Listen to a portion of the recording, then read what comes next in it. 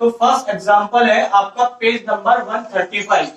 135 जो है वो न्यू एनसीईआरटी बुक के अकॉर्डिंग है। तो देखिए क्वेश्चंस में आपको कहा जा रहा है कि अ tower stand vertically on the ground. जैसे जैसे क्वेश्चन कहा जाएगा वैसे वैसे हम डायग्राम को ड्रॉ करते जाएंगे।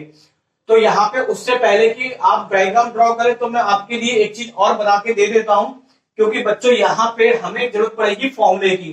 तो मैं चाहूंगा कि फॉर्मूले आपकी आंखों के सामने रहे। इससे क्या होगा कि आपको दो बातें होंगी, एक तो आसानी से याद होते चले जाएंगे जब बार बार देखेंगे, दूसरा कि इससे क्वेश्चन करने और समझने में दोनों में आपको क्या होगी, आसानी होगी। अब बढ़ते हैं क्वेश्चन की तरफ। तो देखिए यहाँ पे दे रखा है अ tower stand vertically on the ground. तो देखिए यहाँ पे मैंने एक टावर बनाई है। ये एक टावर है जो वर्टिकली का मतलब बिल्कुल सीधी है और ग्राउंड माने जमीन पे खड़ी हुई है। From a point on the ground, ground पे एक पॉइंट है which is 50 metre away from the foot of the tower.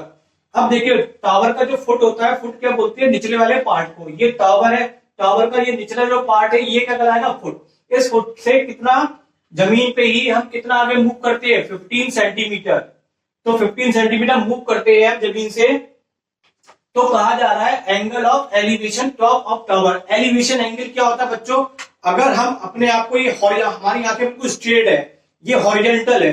अगर इस हॉरिजॉन्टल से हम ऊपर की तरफ देखें, इट मींस आसमान की तरफ, तो हमारा इस हॉरिजॉन्टल लाइन से आसमान की तरफ का जो एंगल बनेगा वो कहलाएगा एलिवेशन। नीचे से ऊपर को देखना एलिवेशन कहलाता है। अगर हम इस हॉरिजॉन्टल लाइन से नीचे यानी कि जमीन को देखें तो नीचे की तरफ देखना कहलाता है angle of depression. And both angles are equal due to the alternate property of the math. तो यहाँ पे एंगल ऑफ टॉप टावर का देखा जा रहा है, कहां से, इस वाले पॉइंट से।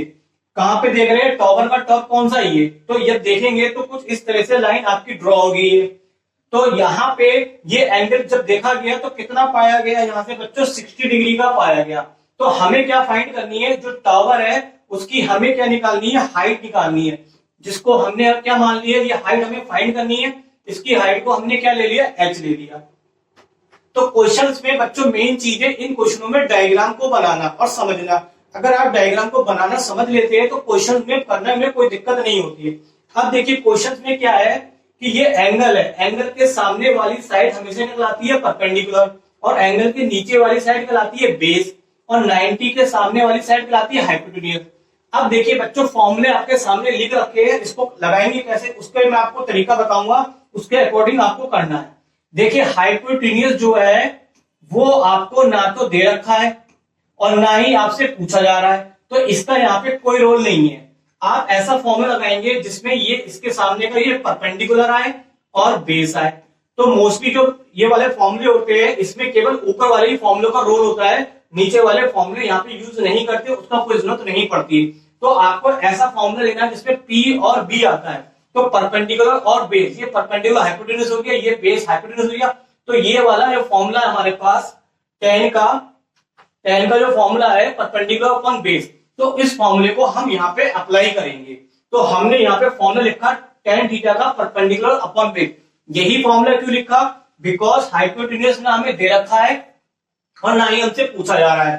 तो हमने tan थीटा का फॉर्मूला लगाया। अब यहाँ पे थीटा की जगह कितना आ जाएगा, 60 डिग्री, परपेंडिकुलर की जगह क्या आ जाएगा h, और बेस की जगह कितना आ जाएगा 15। तो ये मैंने इस पे लिख के अप्लाई करा तो आपके पास रिजल्ट आ गया। अब ये टेबल आपके लिए इसलिए बनाई गई है कि अगर आपको मान लो दिक्कत हो रही है तो बार बार ये टेबल आपको हर क्वेश्चन के सामने बना के दूंगा, ताकि आपको बार बार जब सामने आती रहेगी तो याद भी होती चली जाएगी। तो tan 60, आप tan की वैल्यू 60 में देखेंगे तो tan की 60 की वैल्यू कितनी होती है, √3। तो tan 60 की वैल्यू हमने लगाई बच्चों कितनी हो गई, √3।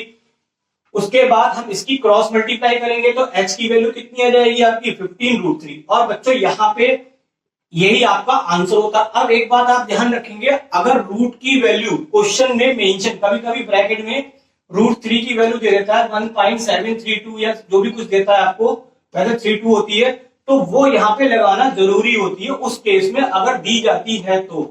और अगर नहीं दी जाती है तो इसकी कोई आवश्यकता नहीं है, आप यहां तक छोड़ेंगे, ये आंसर आपका बिल्कुल करेक्ट और ओके माना जाएगा। अब यहाँ पे रूट की वैल्यू नहीं दे रखी है तो हमारा यहीं पे क्या हो गया, आंसर हो गया। मैं चाहूंगा कि हर क्वेश्चन का आप स्क्रीनशॉट लेके रखिए और उसकी प्रैक्टिस अपने आप से करिए, ताकि आपकी स्थिति मजबूत हो।